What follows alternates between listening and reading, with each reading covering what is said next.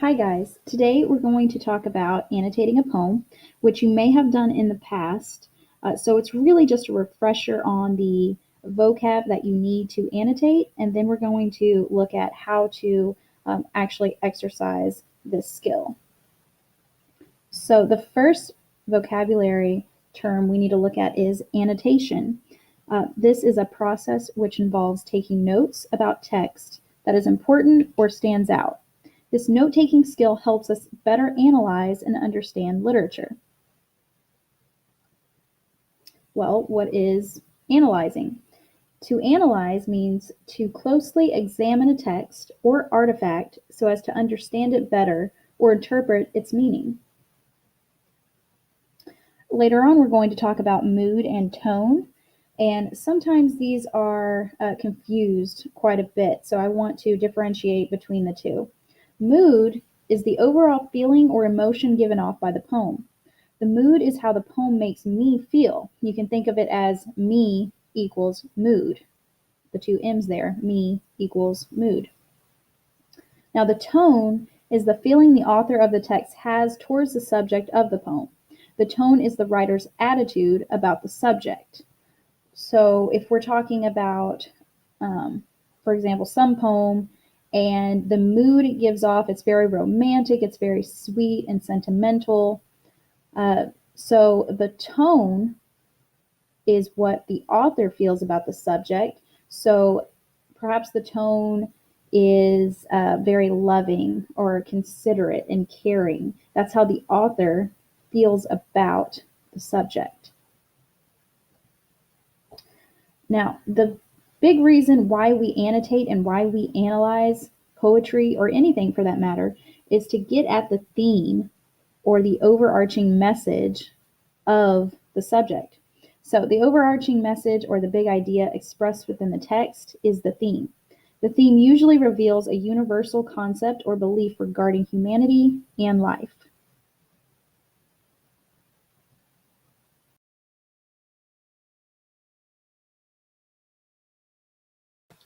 So, the first thing we're going to do when annotating poetry is simply just to read the poem, right? We don't want to mark it up too much just yet. We want to just take in the words, see how it flows, and just get an idea of what the poet is actually trying to say. So, let's just read. The Fox by Shearin. It was an ordinary morning, November, thin light, and we paused over our pancakes to watch something red move outside. Our house is on an untamed patch of land, and, across the lagoon, another house surrounded by trees. On the banks of their shore, facing us, a fox. We thought he might be a dog at first, for he trotted and sniffed like a dog, but when he turned to us, we knew he was nobody's pet.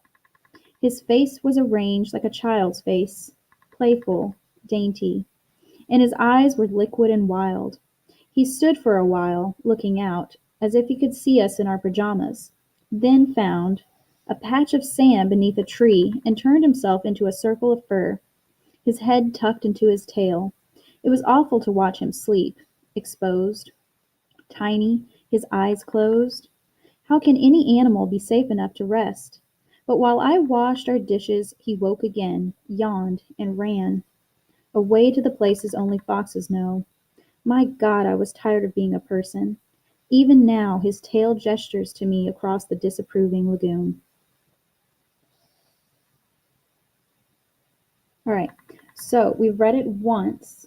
Now we're going to read through it again and highlight and mark up anything that stands out to us for whatever reason. Maybe we like the sound of it, maybe it's using some really sparkly language, or maybe it's using some kind of figurative language that we know about, right? So I'm going to go through and highlight the things that really stand out to me. So it was an ordinary morning, November, thin light, and we paused over our pancakes to watch something red move outside. Our house is on an untamed patch of land, and across the lagoon, another house surrounded by trees. On the banks of their shore, facing us, a fox. We thought he might be a dog at first, for he trotted and sniffed like a dog, but when he turned to us, we knew he was nobody's pet.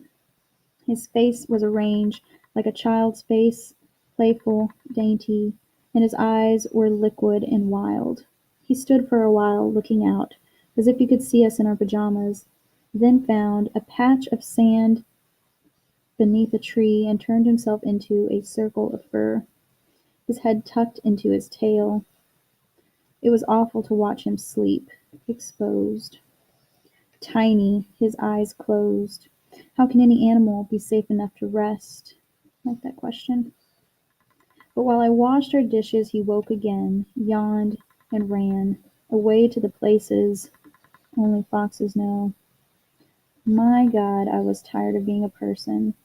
Even now his tail gestures to me across the disapproving lagoon. All right, so I've read it once more, and as you can see, I really enjoyed this poem. There's a lot of good stuff happening here. And for whatever reason, you don't have to justify every single highlight. But it is good to note that the things that you're highlighting are probably purposeful by the poet. He probably or she probably put them in there on purpose to convey a certain kind of feeling or emotion. So go with that highlight. You don't have to overthink it, but do know that you probably like it for a reason. Okay. So this thin light is very interesting. I like the eye, the repetition of the eye. Paused over pancakes. We would like to call that alliteration, that repetition of that P sound, right? An untamed patch of land tells me that this is, untamed. It's a wild piece of land, right? So as I'm doing now, I'm just marking it up. I'm making sense of what I've highlighted. I'm just taking some notes on the side. These are our annotations, right? This is my step 3, really trying to figure out why did these things speak to me in some sense, and what are they saying about the poem, right? So we first come across the whole, the title here in stanza 2, this fox. Typically, what do we think about foxes? Well, we think they're slick, they're wild, right? They're sly. If you've ever seen any Disney movies, the fox is usually represented by somebody who's, tricky, right?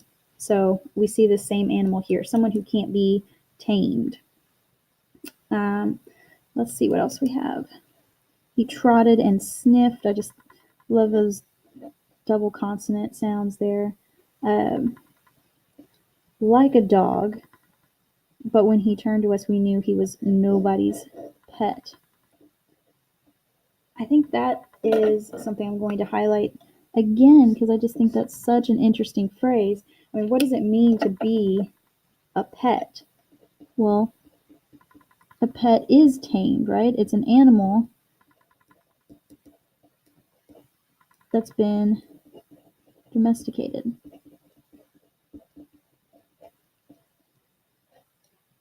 So it's taken from the wild, or, in some sense, and we've tamed it and we've claimed it as our own, right? We have some type of ownership over this animal now. But this speaker in the poem is saying this fox was nobody's pet. Nobody owned him, right? So the fox had a child's face. It was playful and dainty. And his eyes were liquid and wild. This is another lovely phrase. How can your eyes be liquid and wild? Of course, it doesn't mean this, literally, but let's look into it. Liquid, again, it's hard to contain, right? Yeah, we can put it in a cup, but once it's out of that cup, we can't really grasp it with our hands, right? It's hard to maintain, it's hard to control. So again, we get this idea of it's untamed. Eyes were liquid and wild. All right, so we keep going. We have this patch of sand. Again, that lovely repetition of the A sound. He turned himself just into a circle of fur, his head tucked into his tail. We have that alliteration again. And it was awful to watch him sleep exposed. Now, when we think about exposed, we think about this vulnerability, right? Now, what does it mean to be vulnerable? My pen's running out there. Well, it means you're susceptible to anything, right? If you're exposed in the wild, anything can come and attack you. Prey may come for you.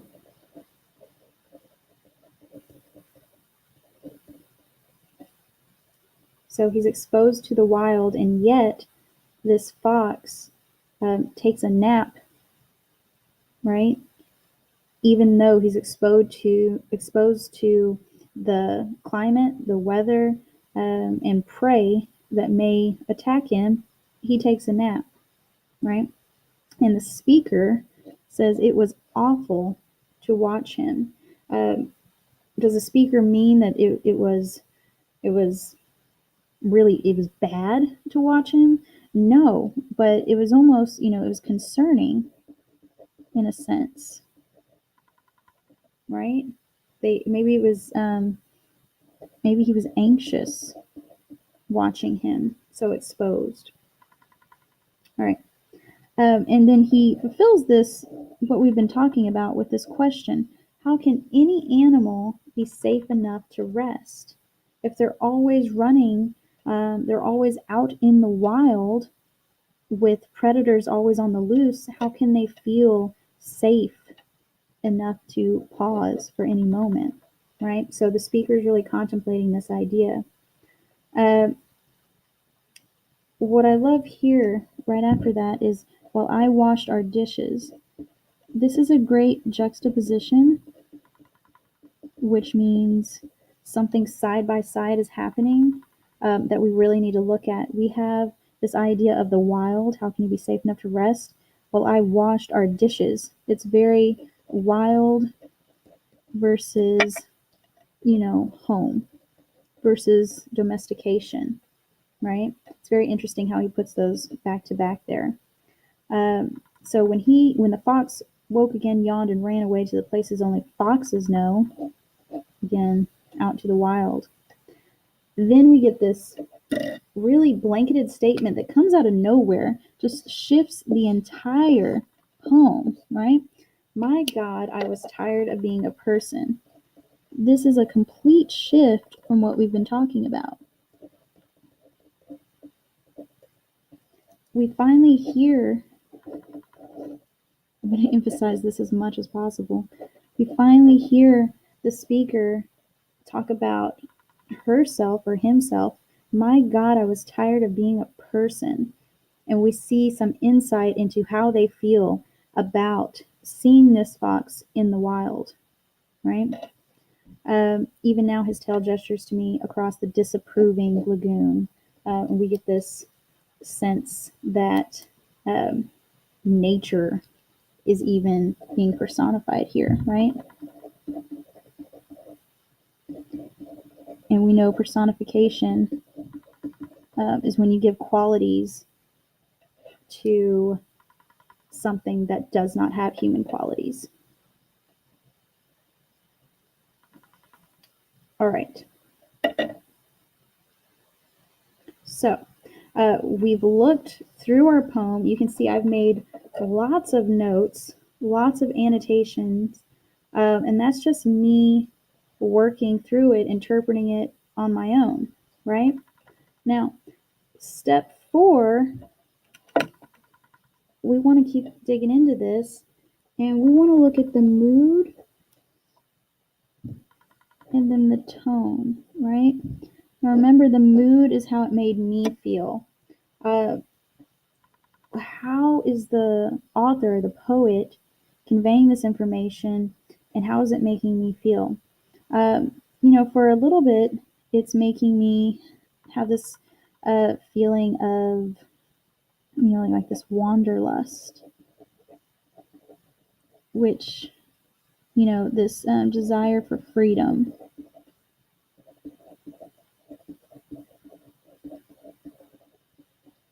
Right? It makes me want to be as wild or free as this animal, in a sense, right? And that's what the speaker is even feeling as it looks out for this fox who doesn't have to wash dishes or have a routine. It can nap whenever it wants to, and yet still feel safe when exposed to the weather or predators. Now, the tone is what the author's attitude is about the subject, right? Um, so, what does the author feel about this subject of maybe freedom or domestication? The conflict of the two. Maybe it's feeling a little um, cynical about domestication.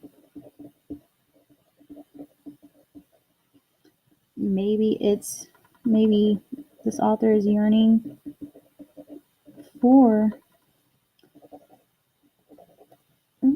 more freedom. There's definitely something there um, that the author believes we should be taking a note from nature and instilling that in our lives, right? So step 5 would be theme. So theme is about the overarching message of this entire piece, right? So what could be the message here? Why was this poem written, and what can it reveal about humanity or about life? So maybe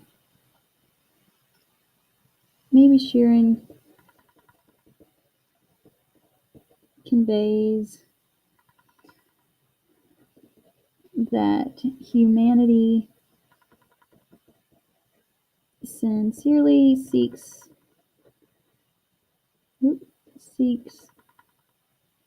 um, freedom from everyday life, right? And this could be maybe a thesis. Um, yeah, the way we add that author in there seems more like a thesis. But there's something being said about humanity seeking freedom from everyday routine, everyday mundane activities, and wanting the real authentic freedom that we all innately believe that we have, right? So this is the process of annotation, taking your time, looking through the poem. You can see it's only taken me about, 15 minutes or so to really dig into this poem, but it helps me really understand and interpret what the poet was trying to convey when they created this text.